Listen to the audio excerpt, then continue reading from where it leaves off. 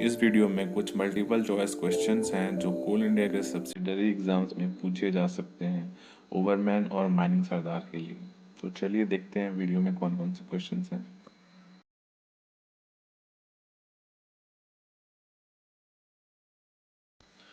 पहला क्वेश्चन है P5 explosive are used for. P5 explosive का यूज किसके लिए होता है? Pre cut blasting, open cast blasting, overburden blasting या सॉलिड ब्लास्टिंग। तो P5 एक्सप्लोजिव का यूज होता है अंडरऑन ब्लास्टिंग में और सॉलिड ब्लास्टिंग में। तो इसका राइट आंसर है सॉलिड ब्लास्टिंग। P5 यानी कि परमिटेड एक्सप्लोजिव, ये सेफेस्ट एक्सप्लोजिव होते हैं। Next question is what drilling pattern is preferred in underground mine. Underground mine में कौन सा ड्रिलिंग पैटर्न प्रेफर किया जाता है? इसके ऑप्शंस हैं wedge cut, fan cut, drag cut या पिरामिड कट। तो अंडरग्राउंड माइन में सॉलिड ब्लास्टिंग में वेज कट प्रेफर किया जाता है, तो इसका राइट आंसर होगा wedge cut. Next question is when stemming is insufficient then there is a chance of. अगर स्टेमिंग ठीक से नहीं होती है तो किसके चांसेस बढ़ जाते हैं? Excessive vibration, over breakage of pore, high powder factor या ब्लोन आउट शॉट्स। तो अगर स्टेमिंग ठीक से नहीं होगी तो ब्लोन आउट शॉट के चांसेस बढ़ जाते हैं।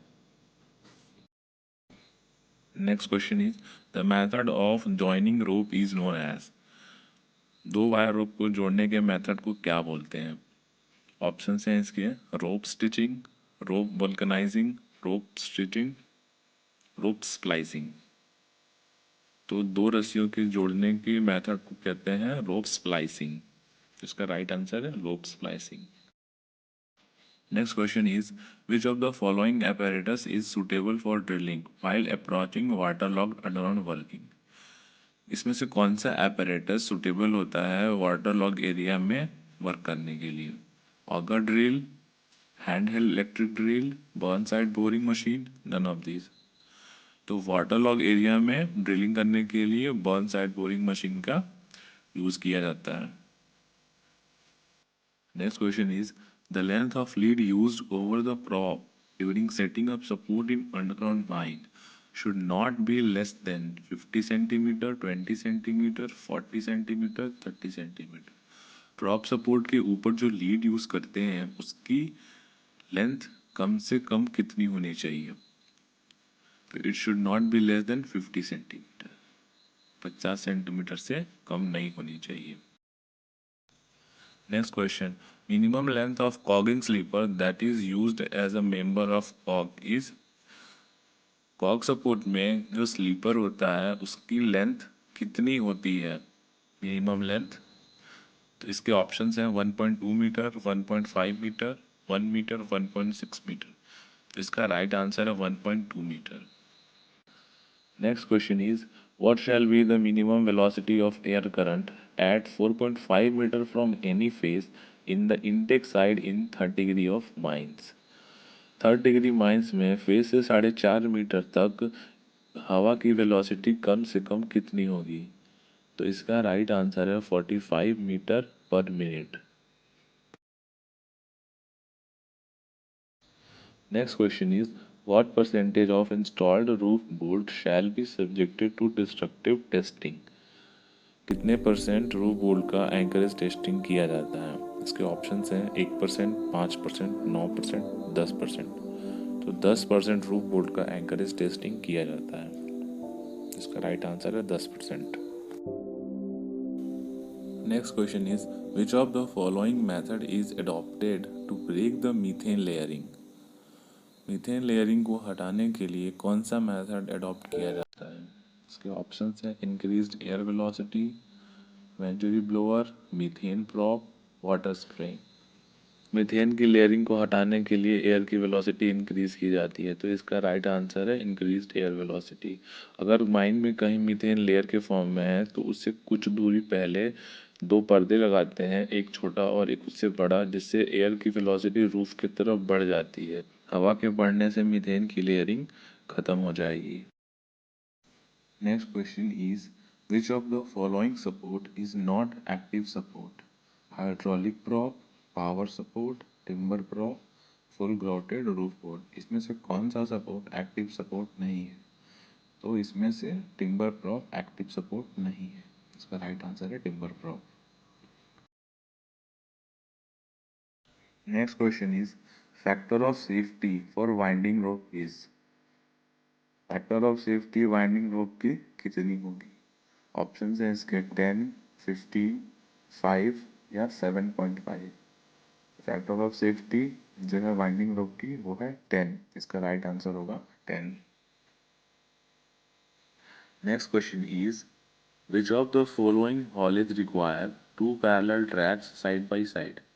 कौन से हॉलेज सिस्टम में दो पैरेलल ट्रैक्स लगाने पड़ते हैं साइड बाई साइड? इसके ऑप्शंस हैं tugger haulage, direct rope haulage, endless haulage, tail rope haulage.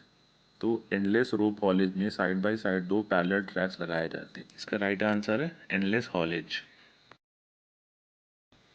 Next question is a clearance between drill hole and explosive cartridge should be at least.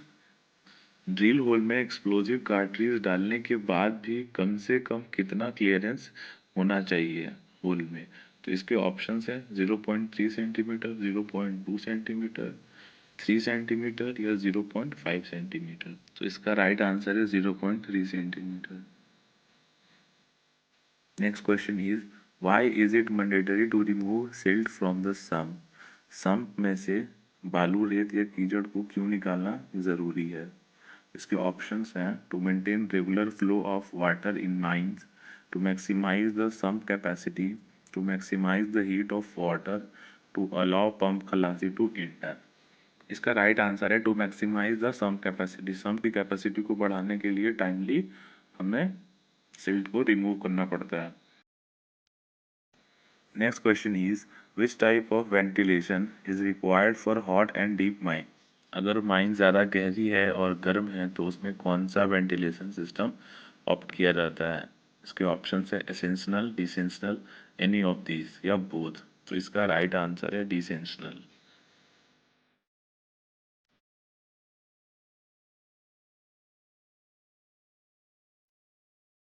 Next question is manhole should be provided along the flat haulage length of every dash meter distance.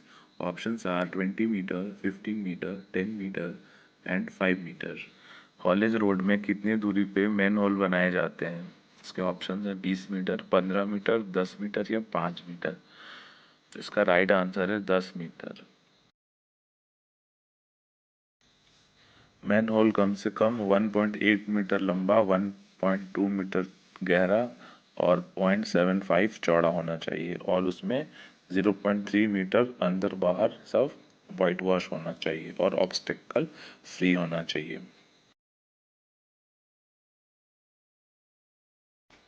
Next question is over speeding of coal tubs are restricted by.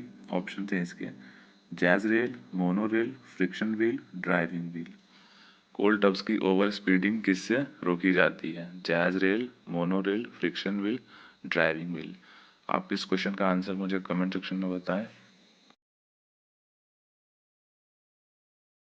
अगर इस video के question आपको अच्छे लगे तो आप इस video को लाइक करें, सब्सक्राइब करें चैनल को ऐसे ही और क्वेश्चंस और माइनिंग वीडियोस के लिए।